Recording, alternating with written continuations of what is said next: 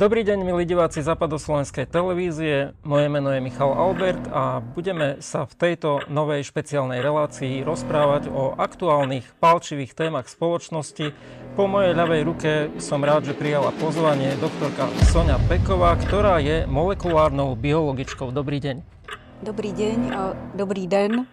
Já mám dvojí občanství, ale teda s dovolením budu pokračovat v češtině, protože sice jsem se narodila na Slovensku, ale už 30 let jsem jinde, ale věřím, že to vůbec nikomu nevadí a čeština a slovenština jsou stejně podobné jazyky, takže moc děkuji za pozvání a se těším na dnešní den. My sa veľmi tešíme, že ste prišli, pretože sú to naozaj témy veľmi dôležité a v spoločnosti teraz veľmi rezonuje téma, ktorá súvisí aj s vaším odborom a celkovo aj to, čím ste sa preslávili v podstate v spoločnosti, pretože vy ste sa preslávili aj tým, že ste ako prvá, alebo teda jedna z prvých pomenovali to, že vlastne ten vírus SARS-CoV-2 alebo COVID-19, že vyzerá to tak, že nemusí to byť celkom prírodného pôvodu.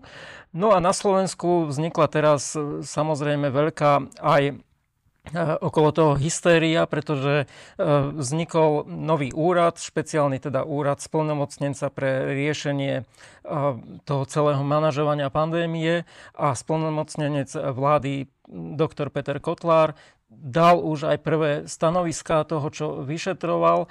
Mnohým sa to teda nepáčilo, druhá strana teda bola zase spokojná, povedala, že áno, správne povedal a správne otázky otvoril. Napríklad tam otváral tému toho, že vakcína mRNA typu, ktorá teda mala slúžiť na to, aby sa podarilo zabrániť celému covidu alebo zabrániť pokračovaniu covidu, tak jednoducho môže meniť DNA. Toto všetko tam on rozprával v tom prvom príhovore. Samozrejme veľká vlna kritiky voči nemu prišla. Aj samotný prezident Slovenskej republiky Peter Pellegrini ho kritizoval.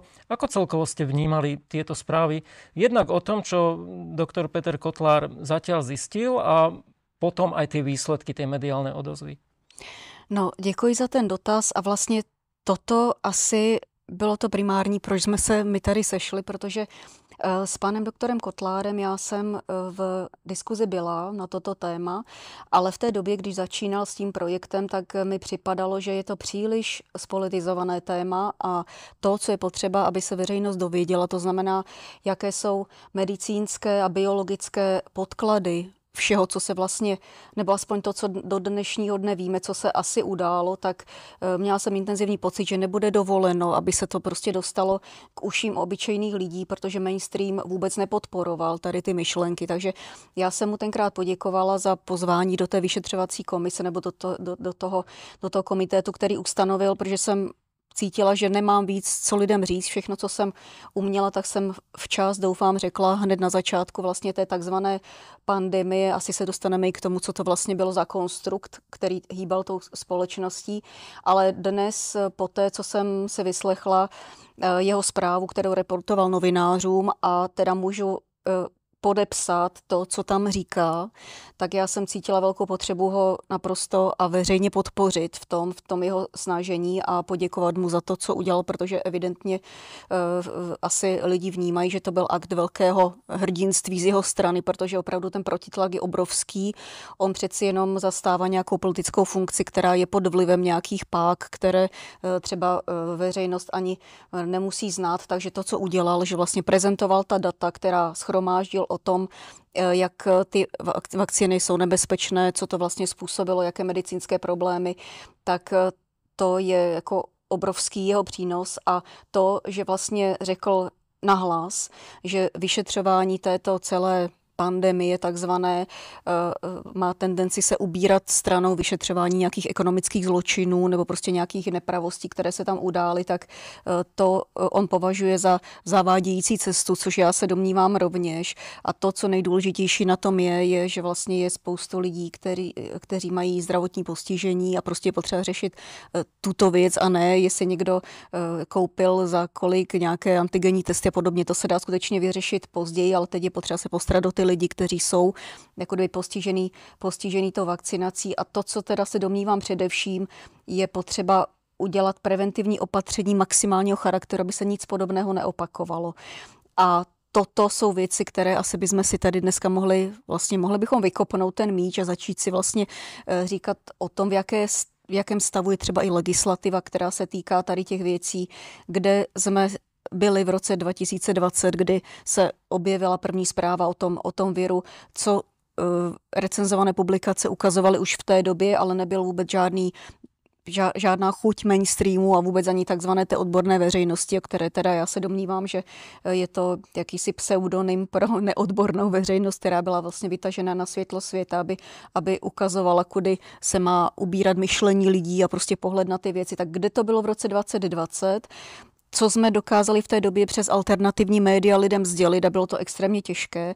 A to, co je známo v roce 2024 a jak je venku velké množství různých recenzovaných publikací na to téma, takže v podstatě to, co pan doktor Petr Kotlár se sbíral, tak je úžasná práce, má to všechno nádherně vypodložené a zase opakuju to, že vlastně já maximálně podporuji jeho aktivitu a vlastně všechno, co říkal na tom briefingu pro novináře, tak bych podepsala, že to je správně.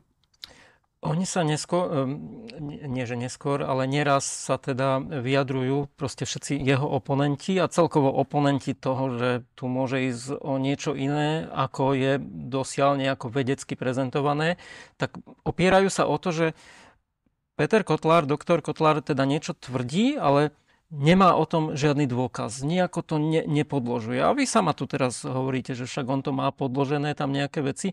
A viem, že aj vy tu ste priniesli z takej dlhej cesty ste išli takou dlhou cestou, teda až z Českej republiky, myslím, že z okresu Kladno, ste doniesli veľmi zaujímavé papiere aj ako dôkazy, ktoré verím tomu, že zaujmú aj divákov a aj na základe toho budú mať lepší prehľad o tom, že ako sa celá tá problematika má.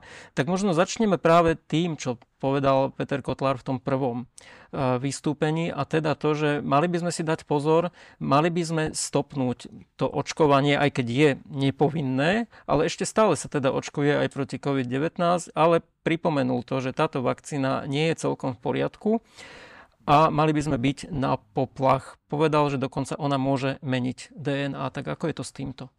No tak já jsem si dovolila přinést vlastně teď jednu z posledních, jako je to opravdu už dneska hodně, takže pokud někdo vykřikne, že pan doktor to má nepodložené, tak prostě ať si vstoupí do svědomí, ať se laskavě podívá na pana Google, to tam vyskočí hromada věcí. Takže já jsem si tady dovolila přinést, je to Cures a je to vlastně takové review o tom, a je to teda je to z ledna, január 2024, takže vlastně recentní review, je to o tom, jak probíhalo klinické testování Pfizer a Moderna vakcín s důrazem na Pfizer, jaké vlastně byly známé bezpečnostní profily těch vakcín a že to bylo prostě katastrofální, jak to bylo všechno neprůhledný, netransparentní, bez toho, aby vůbec existovaly nějaké doklady o tom, že to skutečně brání přenosu nebo že to je efektivní, tak prostě tyto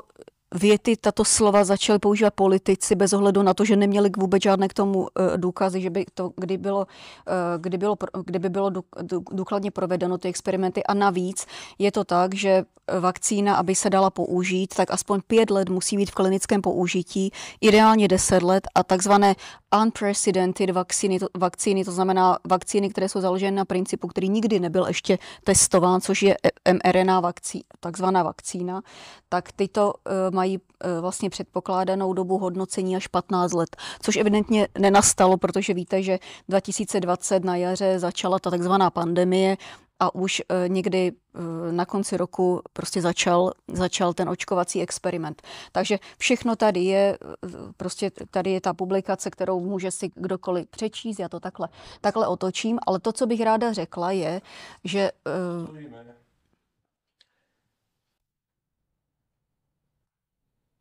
tak to, co bych ráda k tomu řekla, je teda především to, že vlastně takzvaná mRNA vakcína, která nikdy nebyla v humánní medicíně použita, tak byla nasazená do ostrého použití vlastně někdy kolem Vánoc 2020 nebo na jaře 2021, přičemž nebyla testována a nebyly žádné dokumenty k dispozici, které by popisovaly její efektivitu nebo všechny ty parametry, které potom vědci převzali a nevím, z jakých zdrojů teda čerpali, ale rozhodně to nebyly zdroje medicínské.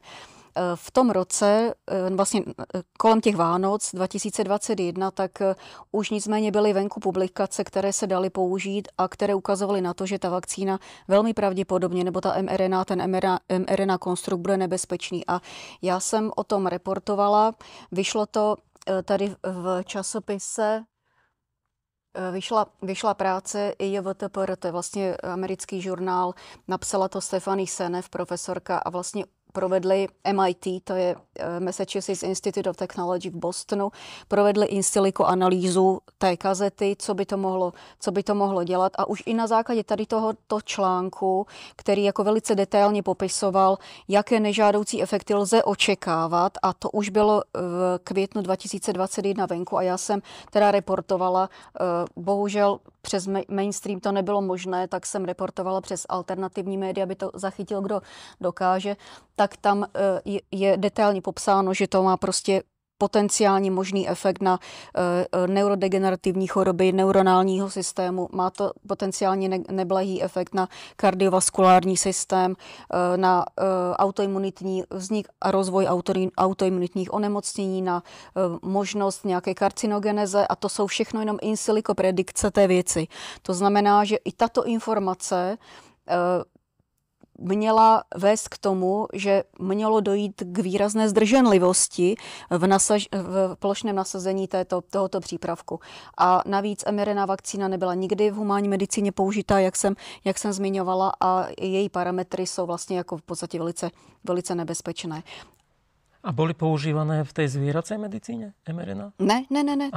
To je úplná novinka. Vlastně byla to úplná novinka, netestovaná, přičemž to mělo být testováno podle regulí, které vlastně jsou zažité pro testování vakcín minimálně 10 let, což se nestalo, protože od jara 2020 do podzima 2020 každý si spočítá, že 10 let neuplynulo.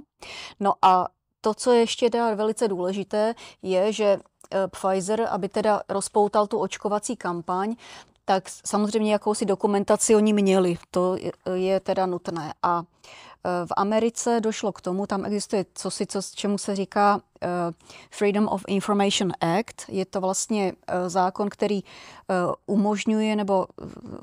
umožňuje žadateli, který žádá o nějaké informace, aby mu ty informace byly poskytnuty. Takže vzniklo sdružení zájemců, kteří chtěli vědět a vidět ty dokumenty Pfizeru, na základě kterých vlastně došlo k uvolnění té takzvané vakcíny do toho širokého plošného nasazení. Pfizer na začátku řekl, že nic takového lidem nebo prostě těm zájemcům vydávat nebude, že to je prostě přísně tajné. Načež se to dostalo před soud a soud soudním příkazem nařídil, aby ty dokumenty byly vydány. Pfizer na to zareagoval, že je to prostě extrémně rozsáhlé dílo a že to bude trvat, 50 nebo dokonce až 75 let, než se vlastně ty dokumenty uvolní, a že to budou uvolňovat po velice malých částkách. Načež soud řekl, to teda nepřichází v úvahu, si děláte legraci, prostě vydáte to po tady tom množství dokumentů, takže to se stalo.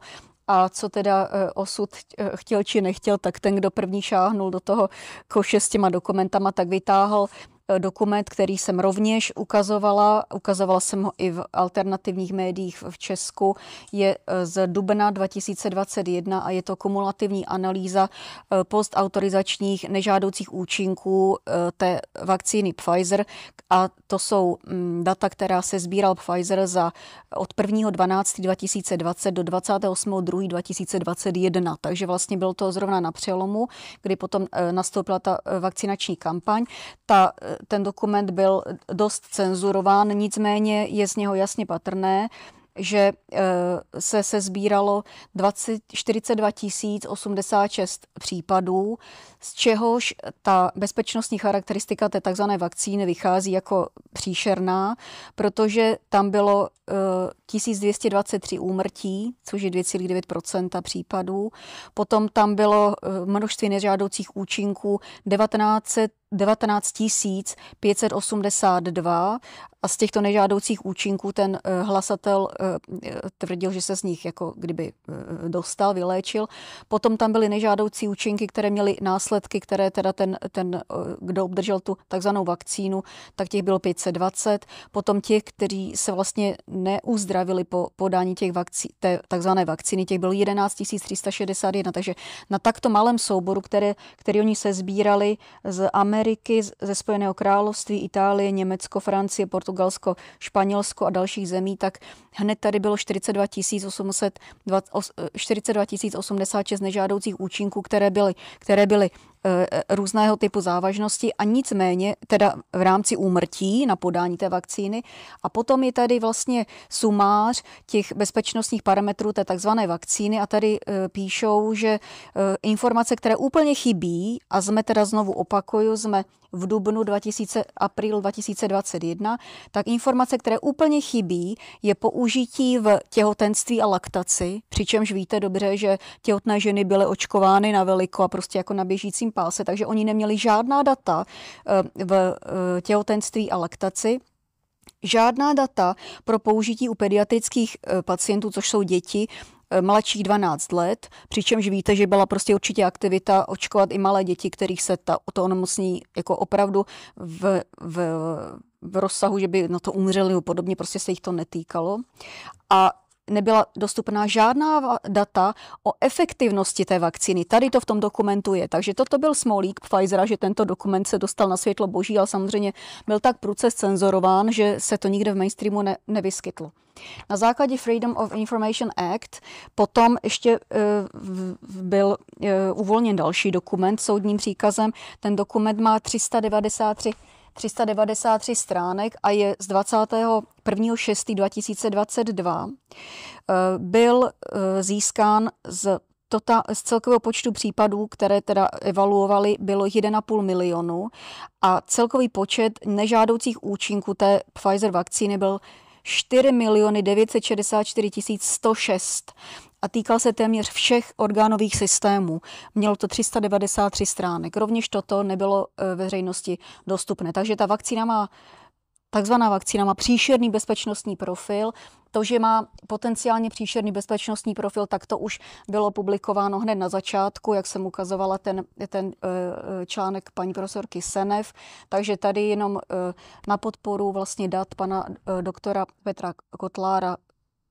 Dávno to bylo známo, pouze ta cenzura byla tak příšerná, byla vlastně tak dusivá a snažila se být tak 100%, že vlastně tyto data, které byly extrémně důležitý pro to, aby se vůbec ta takzvaná vakcína nenasadila do plošného použití, pouze možná jako nějaká experimentální, kdo by, já nevím, tak v životě by se nebylo stalo to, co se stalo. V životě by se nebylo stalo, že někdo tady dělal nějakou ruletu, aby prostě si někdo vylosoval, že tu vakcínu dostane zadarmo, nebo že se lidem dávali peníze, aby se nechali vakcinovat, nebo někdo vyhrál iPhone, nebo vyhrál tenisky, jako prostě v Česku, takovéto věci. Takže hrozná taškařice, to prostě s medicínou nemělo vůbec nic co dočinění. A ještě jedna důležitá věc, aby nezapadla. V medicíně je to vždycky tak, že laboratoř je pouze servisní pracoviště, které podpoří nebo případně vyvrátí diagnózu klinického lékaře, pokud on má podezření na nějaké onemocnění. Takže pokud má klinický lékař podezření, nevím, na HIV, no tak laboratoř se snaží pomocí molekulárních technik detekovat ten virus pomocí PCR. Pokud ho zdetekuje, tak potvrdí podezření toho klinického lékaře. Pokud to vyvrátí, že to tam prostě není, no tak taky ten klinický lékař potom zvažuje nějakou jinou diagnózu diferenciálně diagnosticky. Takže vlastně klinický lékař je vždycky špičkou, vrcholem toho ledovce, on léčí pacienta. A v případě této covid taškařice, já to neumím ani jinak nazvat, tak se stalo to, že arbitrem zdali palec nahoru nebo dolů byla laboratoř. To nikdy nebylo. A Bůh dá, že to nikdy už ani nebude. Takže laboratoř prostě prohlásila pacienta za SARS-CoV-2 pozitivního na základě jakéhosi protokolu, který byl mocně kritizován už na začátku. My jsme ho teda kritizovali mocně, za to já jsem byla jako ukazovali na mě prstem a prostě to bylo. Ale stalo se to, že na začátku vznikl jakýsi protokol, podle kterého se má detekovat přítomnost SARS-CoV-2. My jsme potom se snažili to kritizovat, že ten protokol nebyl dobrý, protože dával celou řadu nespecificit a i negativní člověk byl prohlášen za pozitivního, nikdo nekvantifikoval tu nálož a podařilo se nám až v dubnu 2023, to znamená 3 roky poté, až 3 roky poté po hrozných průtazích a nešlo to, tak se nám to podařilo s několika pracovišti v Německu opublikovat, že ten protokol, který vlastně byl tak preferován, a všechny laboratoře ho měly používat. Rovněž komerční diagnostické testy soupravy byly na něm založeny. Byl takzvaný Drostenův protokol, tak byl nekvalitně připraven, dával velké množství nespecifit, ale nám se to podařilo až v roce 2023 opublikovat po strašných peripetiích. Takže ta cenzura byla tak příšerná, že to prostě nešlo. To se vůbec...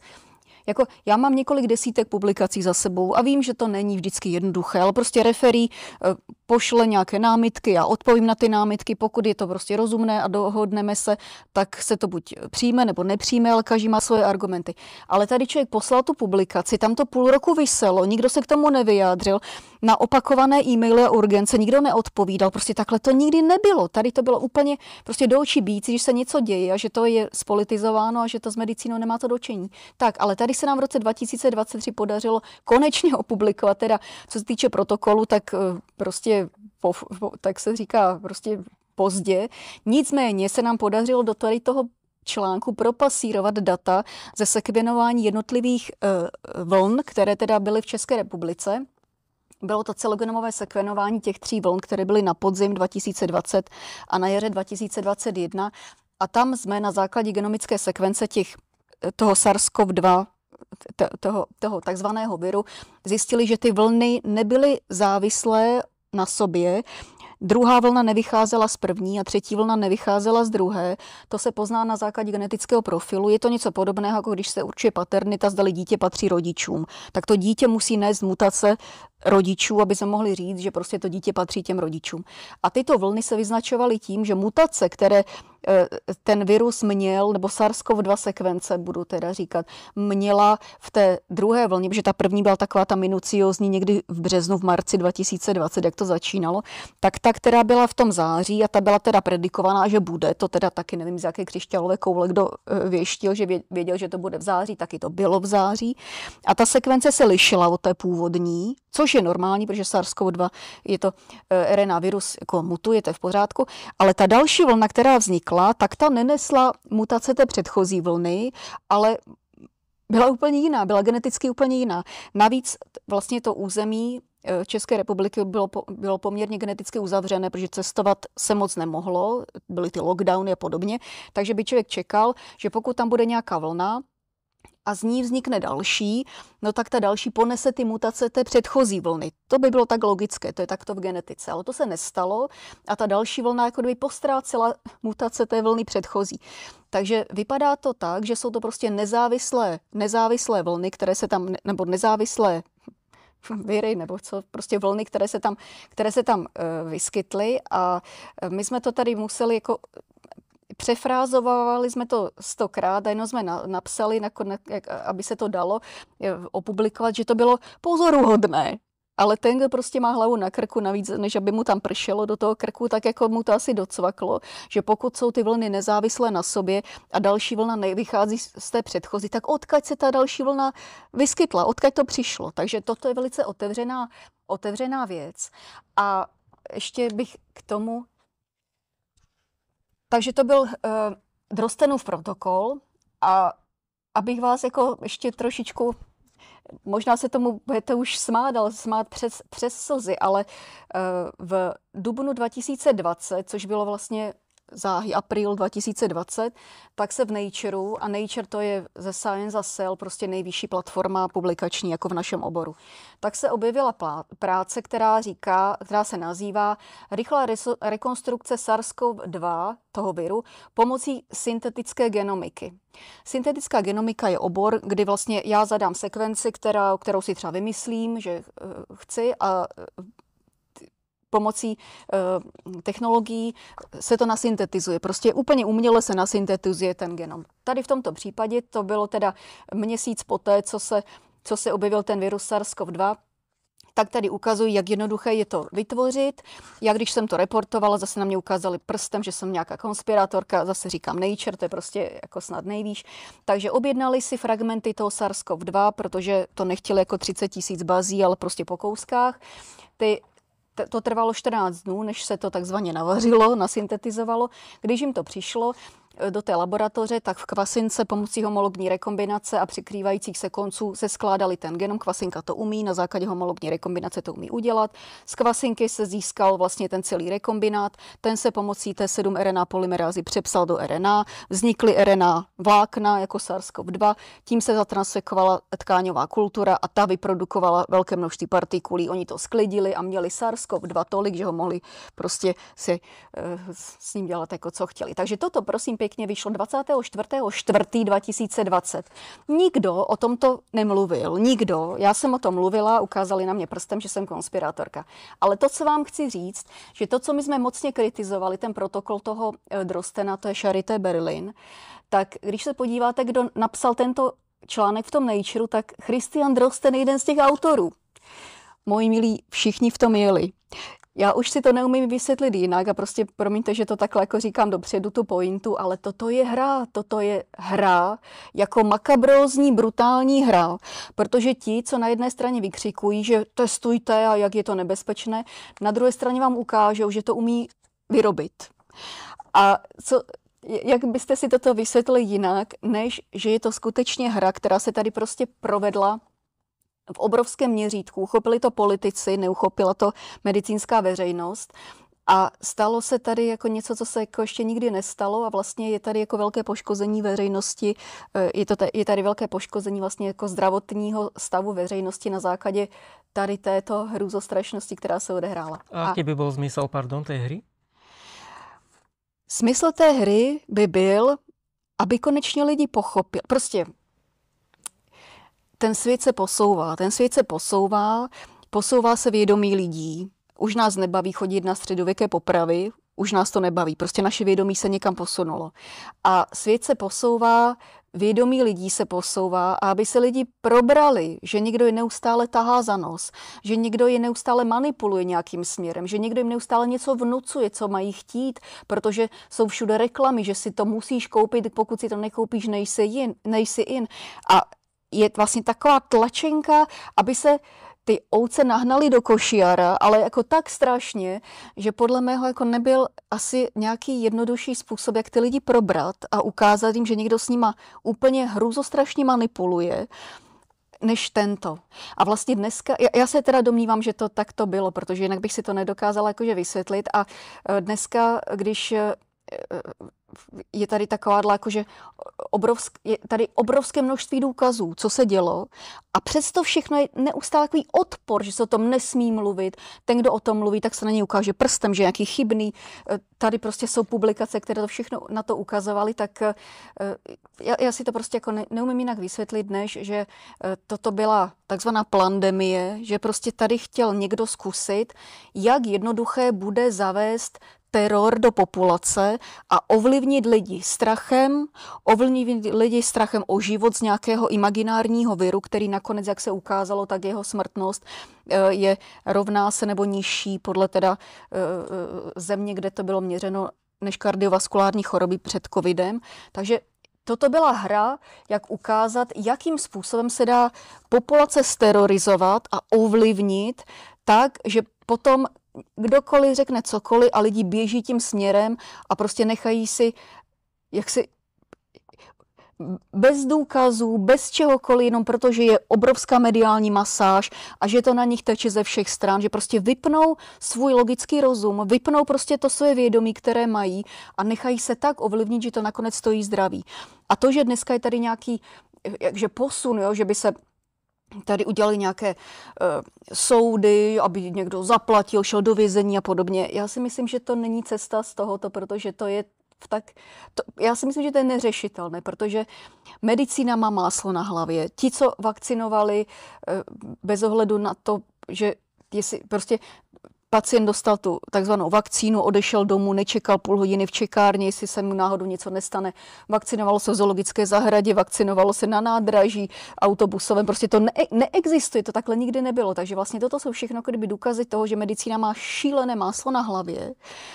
A nevím, jestli je možné, aby prostě prodělali ti lékaři nějakou katarzi. Prostě oni nemají na to vůbec sílu, aby se přiznali k tomu, že něco takovéhohle provedli. Já si myslím, že si to uvědomují, ale nemají sílu k tomu, aby to provedli. Takže teď se ještě snaží držet se pospolu. Tvrdí, že pan doktor Kotlár to nemá podložené, přičemž on má hromadu publikací, které prostě o tom... A já jsem tady přinesla namátkou jenom pár, tak oni vědí, že je tady hrozný průšvih a já nevím, jak je to možné vyřešit a domnívám se, že jediný způsob, jak je to vyřešit, je ten, že lidstvo projde katarzí a lidé si uvědomí, že byli úplně strašně podvedeni a nebudou ukazovat na toho podvodníka, který je podvedl, protože to bylo tak globální, to se dělo po celém světě, to byl prostě globální projekt, ale šáhnou si do svědomí a řeknou, oni mě podvedli, protože já jsem se podvést nechal. A toto je jakože velká katarze, kterou musí udělat každý jeden člověk a prostě vyvodí z toho jaksi důsledky a logiku pro sebe. Aby se už příště nestalo, že ho někdo podvede na základě nulových dat, jenom nějaké mediální tlačenky a podobně. Takže já si myslím, že se musí udělat tlustá čára, protože aby někdo šel na 3 roky na 5 let do vězení, tak je to málo, je to dost, je to hodně, vrátí mi to zdraví, nevrátí mi to zdraví, takže prostě teďkom řešíme, jako, myslím si, že je čas, aby přestala ta mstivost v lidech, protože to je taky součást této hry, aby přestala ta mstivost, aby lidi spíš si uvědomili, že někdo hrozně podvedl a že oni se chytli na ten podvod, protože jsou tak důvěřiví. A toto je podle mého poučení z této události, aby se to už nikdy neopakovalo a aby lidi nesli sami zodpovědnost za svoje činy. Ne, že nějaký politik řekne, že to nějak bude a oni se potom postaví do fronty a jdou si nechat napíchat nějakou vakcínu. Sám zodpovídám za svůj život, sám zodpovídám za svoje rozhodnutí, mám svobodnou vůli, kterou mi nikdo nesmí ovlivňovat, protože to je prostě jaksi zákon, který je nad všema tady těma lidskýma zákonama a jde to za mnou, prostě ten problém jde za mnou. Nejde ani za panem Babišem, ani za panem tamtím, ani žádným, prostě jde za mnou, protože já jsem s tím souhlasil, že si tu vakcínu půjdu nechat píchnout. Já jsem s tím souhlasil, že si dám na pusu tu masku, která prostě tu látkovou, která nemůže virus, který má velikost nano, v žádném případě zadržet, že se budu tady tím jako chránit. Prostě to byly samé hlouposti a kdyby člověk jenom zapnul svůj logický rozum, no tak by se vzbouřil a neudělal by to. Ale lidi šli jako ovce a prostě vypli svoji logiku, vypli prostě svůj zdravý náhled na věci, takže domnívám se, že to, co je potřeba, to poučení tady z tohohle šíleného globálního experimentu je to, že si každý má sáhnout do svého vlastního svědomí, že proč se nechal tak obelhat, proč na to skočil, prostě šel jak oslík za tou mrkví. A to je asi to těžké, protože nebudu se to, co já chci, aby lidi udělali, aby neházeli vinu na někoho, protože to jim nepomůže. Ten trest, který ten člověk dostane, tak je to hodně málo, nebo peníze chcete, tak prostě dostanete nějaké peníze, ty se rozkutály, zase je nemáte. Ale podle mého poučení tady z toho by bylo, aby člověk přestal být takovej důvěřivý, prostě aby si věci ověřil, aby spolehal na svoje rozhodnutí, aby spolehal na svůj vlastní rozum, na svůj vlastní úsudek, aby spolehal na svoji intuici ve věcech, protože o tom ten život je. Ne, jestli mi někdo něco jako nalinkuje, řeknu, že musím, tak může to jako zkusit, ale já to posoudím, jestli to tak je, nebo to tak není. A tady vlastně se ukázalo, že lidi nejsou schopni samostatného rozhodování a samostatného rozhodování za sebe. Prostě všechno jim to zbaštili s navijákem. A já si myslím, že toto je přenádherné poučení z této šílené pandemie. To byl prostě plán, jak zotročit vědomí lidí a jestli to vůbec možné. Vidíte, že to možné je. Ale toto tí politici už predsa dávno vedia, že napríklad, čo sa týka volieb, tam si to už mohli veľakrát vyskúšať, že zistili, že samotným ľuďom, voličom nezáleží tak na tých nejakých hrubých volebných programoch, kde všeličo sa sľubuje, že tí ľudia to proste ani nečítajú, oni si pozrú pár nejakých spotov, kde je to ľahko strebateľné, rýchlo vysvetlené a na základe toho potom často aj na základe nezrealizovateľných a nerealizovateľných potom po voľbách vecí, sľubov sa tam aj tak dostali, takže oni to už dávno mali zistené vlastne, prečo potrebovali takúto operáciu. No tak asi jste si všimli, že to bylo globálního charakteru. Protože například rozhodně ne v Česku ani na Slovensku se nikdy nepoužívalo slovo jako narrativ. Nikdy se nepoužívalo slovo jako lockdown. To byly prostě výrazy, které najednou se zavedly a najednou byly ve všech zemích a najednou byly najednou. Prostě všude se to objevilo najednou. Zodpovědnost. Ano, přesně, prostě výrazy, takové věty. Já jsem sledovala taky prostě jeden pořad a tam bylo takhle jako, já nevím, možná 20 různých hlasatelů a každý říkal to samé. Prostě i tu větu, i tu konstrukci úplně stejnou. Takže toto šlo prostě jako z jednoho centra a já, když jsem pracovala ještě v korporátu, tak moje jako velké pozorování bylo, že pokud bylo potřeba něco vyřešit, tak pokud to řešilo 20 lidí v nějaké skupině, tak se to nikdy nevyřešilo. Prostě každý měl nějaký jako svůj názor, ale pokud bylo potřeba něco skutečně jako rázně udělat, tak přišel ten nejvyšší a nejvyšší řekl, a takhle to bude. A tak to bylo. A on řekl, a toto budete říkat, toto budete dělat. A potom těch mnoho lidí, jak sedělo kolem toho stolu, si převzalo ty úkoly a pak to plnili. Já jsem přesvědčená o tom, že to vyšlo z jedné hlavy, toto. A protože to bylo všude, celý svět tomu podlehl, takže toto byla jako jakási, já tomu opravdu nemůžu říkat jinak, než že to byla nějaká celosvětová hra, která měla ukázat, kde si stojí vědomí lidí, jak jsou lidi důvěřiví, jak se nechají manipulovat a jak se nechají zotročit. Toto je prostě to, co bylo skryto dle mého za tím covidem. A ještě bych možná, než se pustíme třeba do nějakých jako dalších věcí, ještě bych vám chtěla říct jednu velice důležitou věc. Já jsem, můj obor je molekulární biologie, genetika, kde vlastně, když jsem ještě pracovala ve vědě, tak to byl můj denní chleba. Klonovali jsme, vyráběli jsme různé virové partikuly, ty se používají na přenos genetické informace do cílových buněk, takže jako já jsem byla jakože z toho oboru. No a potom jsem jako jednu dobu i byla součástí skupiny pro geneticky modifikované organismy při Ministerstvu životního prostředí v České republice a tam se řešilo to, zdali pak legislativa je dostatečná na to, aby dokázala pokrýt možné nebezpečí, které vzniká v laboratořích z toho, že se manipuluje s genomy různých organismů, makroorganismů či mikroorganismů. A už tam jsem zjistila, že vlastně legislativa Evropské unie totálně pokulhává, že vlastně tak děravá a jenom dýchá na krk tomu oboru, který prostě jede vpřed neuvěřitelnou rychlostí a všechny nové metody, které prostě se objevovaly pro modifikaci genomů, tak ta legislativa to vůbec nestíhá. A já jsem si tam uvědomila, že vlastně to, aby se stalo něco podobného jako SARS-CoV-2 a hned na začátku jsem na to upozorňovala, že to vypadá, že to byl prostě laboratorní virus, protože aspoň já jsem ukázala na nějaké promotorové sekvence, které jako podle mého v přírodě se nemůžou evolučně vyvinout. Prostě ten virus by to nepřežil, byly by tam nějaké mezistupně, které žádné nebyly, protože ta promotorová oblast je regulační oblast, takže jako skokovité změny nejsou možné, on by se prostě sám zabil takovýmhle experimentováním sám na sobě.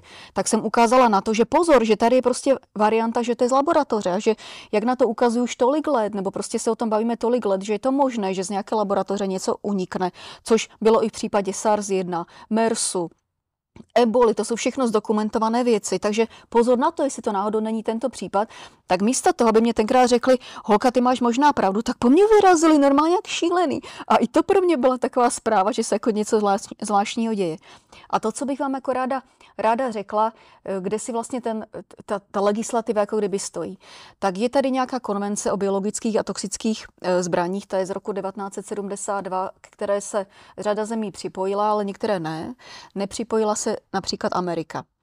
A možná tak trochu tušíte, že vlastně ten problém, jako všechno ukazuje na to, sice se ukázalo prstem na Čínu, že odtaď asi prostě ten SARS-CoV-2 přišel, ale zdá se, že vlastně je tady jako už i to je všechno dostupné, je tady vlastně sumář různých patentů, které vlastně vedly k tomu, že došlo k vývoji SARS-CoV-2.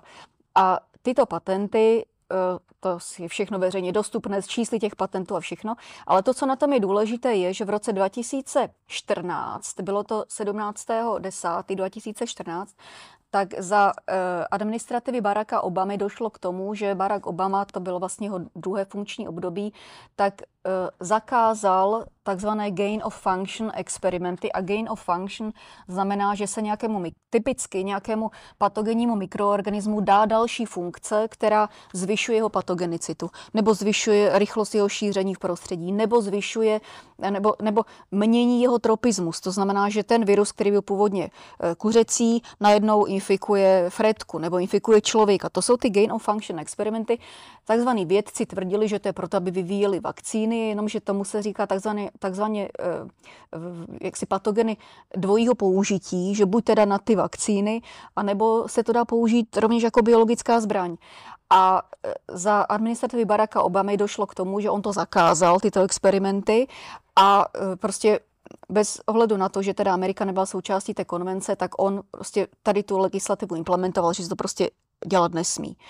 To, co vedlo k co vlastně to způsobilo, je protože oni měli krásně rozběhlé ty projekty, jako spousta laboratoří na tom pracovala, tak došlo k tomu, že se ta nebezpečná část, která by odpovídala tomu gain of function a tomu popisu, outsourcovala do zemí, kterých se ta legislativa netýkala.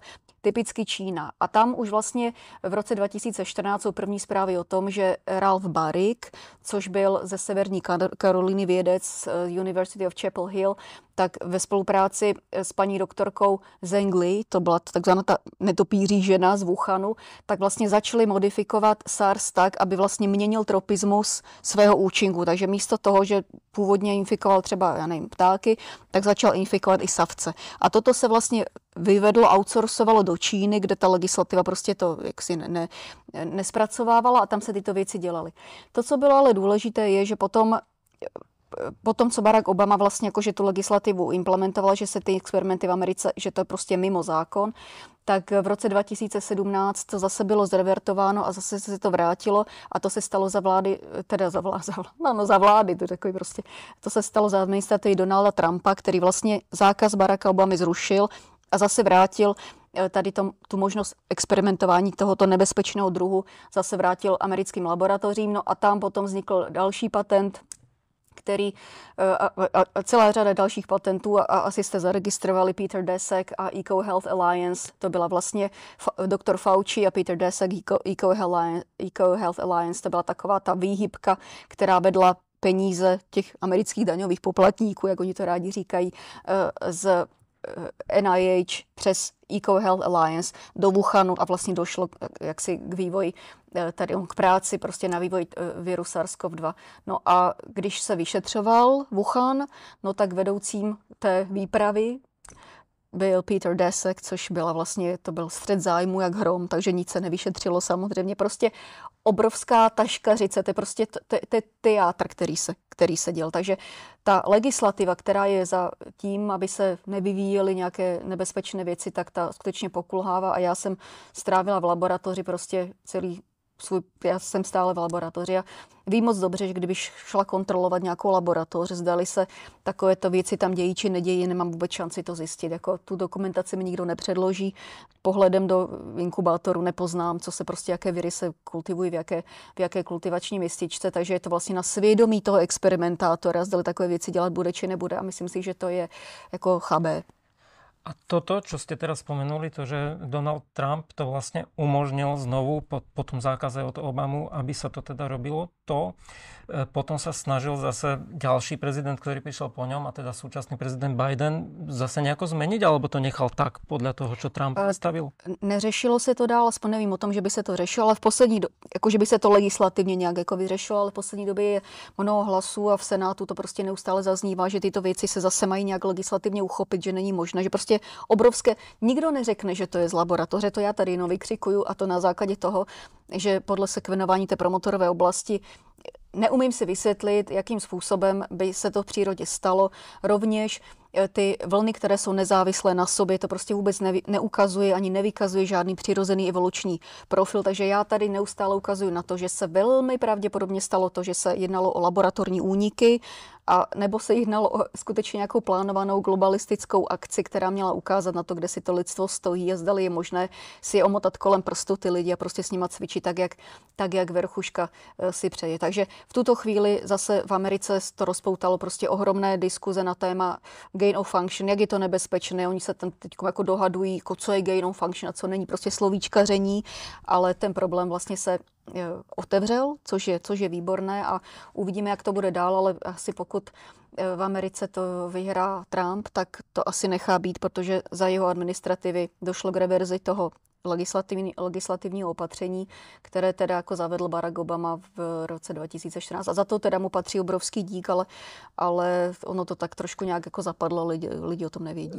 To dík patří teda Obamovi za to, že to neumožnil, aby se... Dík patří Obamovi za to, že vlastně udělal legislativní rámec, který zakazoval gain of function experimenty, protože naznal, jak jsou nebezpečné a prostě, že to skutečně nemá jako s nějakou vědou seriózní jako nic co dočiní. Takže jako Obamovi patří jako velký dík za to, že vlastně dal tomu legislativní rámec a že to znemožnil, aby se to v té Americe dělo. A Trump to vlastne umožnil v tých rokoch, keď tam máte aj napísané 2017 až 2021. On měl 4 roky funkční období, Obama měl 2x4 roky, on měl vlastně 8 let funkční období a toto vlastně to, že udělal ten zákaz, tak to se stalo v tom jeho druhém funkčním období. No a takže to nebyla nějaká náhoda, ale to on už vlastně 4 roky byl v úřadu, když potom to udělal. A teda oni prečo museli potom posunúť to do Číny, ako ste spomínali, keď to už mohli robiť v Spojených štátoch, ten výskum? No tak už to měli, oni to vlastně outsourcovali do Číny poté, co to Obama zakázal. Takže outsourcovali to do Číny, ty nebezpečné vlastně části toho experimentování. A už to tam zostalo potom? No tak měli to rozběhlý, tak měli to mnoho let rozběhlý, už měli kanály finanční, jak vlastně financovat výzkum v tom Wuhanu a taky když to prostě unikne v Číně, tak pořád lepší, než když to unikne někde jako v Americe, je z toho nějaký průšvih. Takže jim to vyhovovalo, prostě finanční kanály byly zajištěny, jako ty laboratoře byly, spolupráce byla, tak jako já myslím, že asi nikdo netrval na tom, aby se to vrátilo do Ameriky. Přeci jenom čím dál je to od toho drobnohledu, tak já myslím, že to má logiku. Prostě oni našli ty cesty, jak to můžou dělat a dělalo se to v zemi, která ten legislativní rámec neměla. Takže ak by si niekto teda myslel, že na základe toho, že to Trump povolil, tak umožnil vznik toho umelo vytvoreného vírusu, ak teda berieme, že bol umelo vytvorený. Takže to nie je pravda, že to Trump umožnil. Já nechci říct, že Trump to umožnil. Trump prostě zrevertoval ten Obamův zákaz. To znamená, že prostě to, co Obama zakázal, aby se neprováděly gain of function experimenty, které jsou potenciálně dvojího účinku, to znamená buď na nějaké experimentování vědecké, které já považuji za úchylné u tady těch typů experimentů, anebo to může být zneužito proti, tak můžeme to říct nahlas, prostě může to být zneužito jako biologická zbraň, proto se tomu říká dual usage, jako dvojí účinku. Tak neříkám, že Trump způsobil, že vlastně ten SARS-CoV-2 vznikl, ale zmenšil odpor k tomu, aby i další laboratoře v Americe mohly na nějakých podobných věcech dělat. Takže ten projekt vývoje tady, jak je celá ta hromada těch různých patentů, tak vedl k tomu, protože už měli nastavené ty cesty, že to bylo vyvinuto ve Wuhanu, odtaď to teda jako uniklo už prostě jakým způsobem, tak to Bůh suď, ale nechci říct, že Trump umožnil vývoj toho viru. To už začalo dávno, to začalo v roce 1999, jako ty první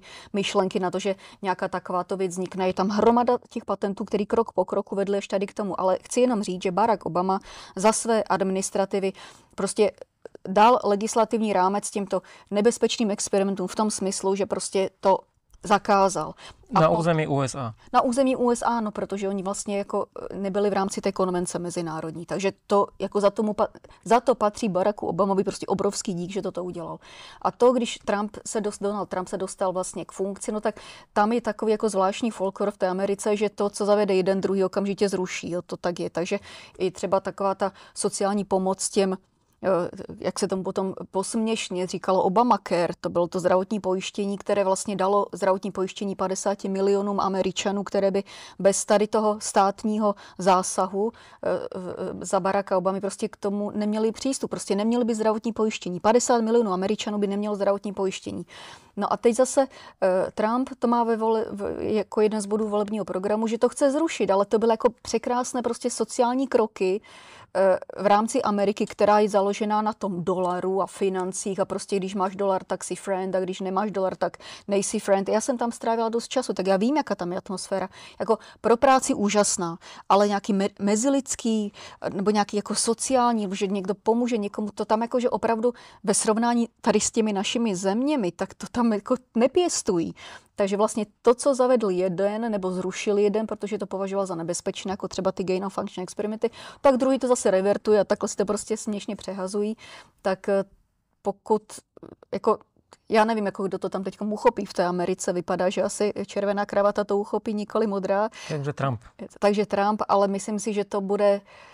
Prostě svět se posouvá někam jinam. Svět se posouvá tam, že už nikdo nechce, aby byla hrstka hrozně bohatých a majorita těch hrozně chudých, aby byla taková nerovnováha v tom světě. Já myslím, že už je to jako vidět, že prostě už chceme, aby to bylo jinak. Takže jestli to v té Americe vyhraje ten, kdo chce jako Make America Great Again a chce to vrátit do tady toho stavu, že bude hrstka a zbytek, to je jako dinosaurus, jako v mých očích. To prostě jako nemůže, možná na 4 roky to tam ještě bude, ale já si myslím, že potom stejně to převálcují ty sociální myšlenky.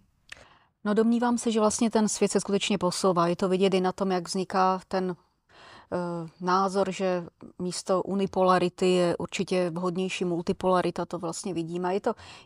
Já to velice podporuji ty myšlenky a v podstatě ten sociální pohled na svět, tak mám čím dál tím víc. Takže to, aby na úkor někoho někdo žil, tak myslím si, že to jsou věci, které asi...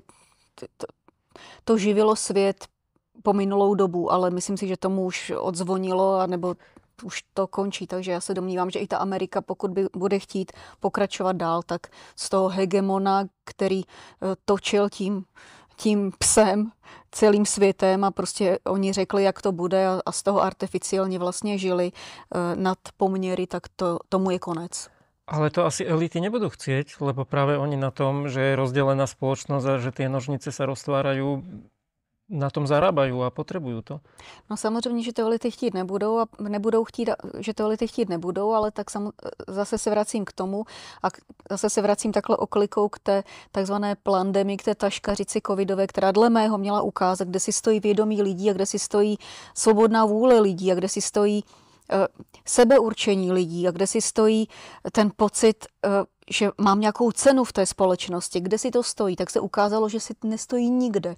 Že lidé jsou manipulovatelní a kdo jim co řekne, tak prostě sklapnou uši a následují ten rozkaz. Takže, ale to byly prostě takové ty koloniální myšlenky ze staré doby, že tady nějaký král nebo prostě nějaká takzvaná elita nebo nějaký politik prostě řekne, jak to bude. To myslím si, jsem přesvědčená o tom, vnímám to teda tak, že tomu skutečně odzvonilo a toto je ta největší revoluce, toto je ta globální revoluce. Zdali lidi přistoupí na to, že pořád jim bude vládnout nějaká verchuška, která řekne, jak to bude. A nebo tady dojde k nějakému prostě rozrůznění a rozvolnění té společnosti a každý bude mít k tomu, co říct a prostě bude si vážit sebe sama, bude si vážit svého zdraví, bude sám rozhodovat o tom, co bude dělat a nebude potřeba, aby někdo mu neustále říkal, co má dělat. Takže podle mýho, to, co se teď stalo s tím covidem, tak to byl úplně nádherný otvírák očí. A lidi by to asi tak měli pochopit, že to nebylo vlastně nic proti nim, byť teď možná to zní hrozně, co řeknu.